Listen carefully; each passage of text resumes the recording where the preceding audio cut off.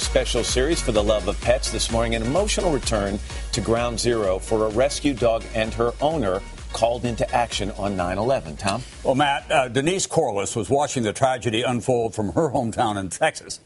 And soon she was on her way to New York with her specially trained golden retriever, Britney. 13 years later, she is believed, Britney, to be the only 9/11 search dog still alive. I caught up with Denise and Britney on their return visit to the 9/11 Museum and Memorial this week. When you saw it for the first time, what did you think? It took my breath away. I thought I was mentally prepared, but when I approached the pile the first time, I just could not believe it had happened. Does Britney kick into a different kind of mode when you get to a site of a disaster like that? She's got a job to do, right? Exactly. I think she was in that mode once we were activated. When she sees the pile, she's ready to go to work. And she's like, let me in, let me do my job. It is a difficult job, and with time running out for survivors, Britney was often the last resort. Britney would go into an area and begin to look for something. And if she didn't find something, what would you do?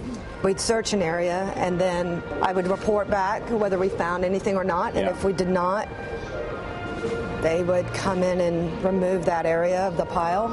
But, it was concerning because you wanted to make sure you had a thorough search before they removed that area. That's a big responsibility. There are no easy assignments for these teams, but no matter how difficult the job, pride is a big dividend. Pride in the canines and the partnership that is critical to the assignment. How does she pick out what she needs to do? Just through training, they are rewarded. Their job is to find live human scent.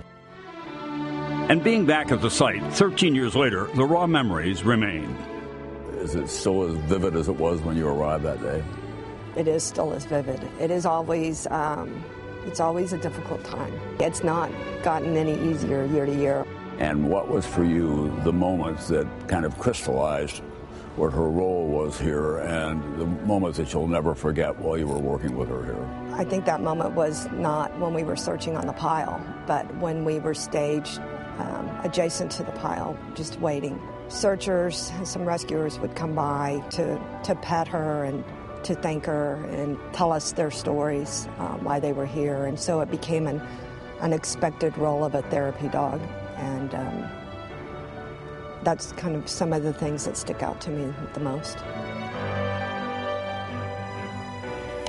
And we're happy to say that Britney is one of 8 dogs being considered for the American Humane Association's Top Hero Dog Award. Britney and Denise are with us now, along with Robin Ganser, the president and CEO of the association. It's good to see all of you. Texas Task Force 1, right? You got to ground zero about a week after the attacks. Your job was to relieve the first wave of first responders. It was your first deployment together. It was. And it was obviously an eye-opening experience. I had seen the images before we left Texas, and I just could not believe what we saw. What was the difference between this visit and that initial visit? That initial visit, it took your breath away. You said, I had been down there as well. I could not believe the magnitude of the violence. Now when I go down there, it is about New York constantly renewing itself in a way, isn't it? It is.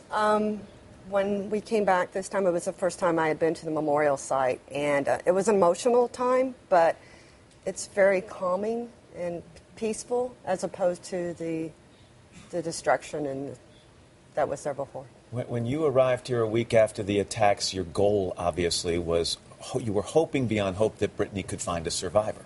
Right. Obviously we knew the chances were diminishing as time went on, but I was hopeful that we would be able to find someone in some void space that might have made it. Robin, these kinds of dogs, there's an exploding population of them across the country now. Absolutely. Because of their unique skills, obviously, and their nose and what they bring to it. Mm-hmm. And we're beginning to honor them. How do you find people who can train them and are willing to make the kind of commitment that Denise is? Well, we're finally realizing their power. These dogs have a sniffing ability, 100 1,000 times greater than us humans.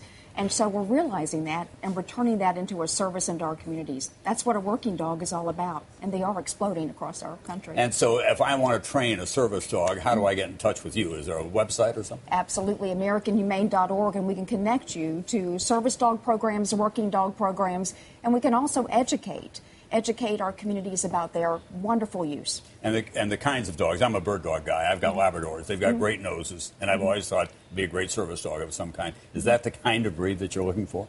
We're looking for all kinds. So Really? there's 8 different kinds of working dogs that we celebrate in our annual campaign, the Hero Dog Awards. And you know what's great about that campaign? Dogs like Britney, dogs like the other ones you're going to meet later in the hour. These dogs are nominated by Americans, voted on by Americans, and then we take them to Hollywood to celebrate their wonderful contributions to our communities. That's so great. How they save lives. How's Britney doing health-wise? She's doing great. She's 15 years old, and I'm just amazed at how healthy she is. We were very blessed. Wow. I just Denise? want to say one thing to Red, who's watching this. That's my Labrador. Look how well behaved.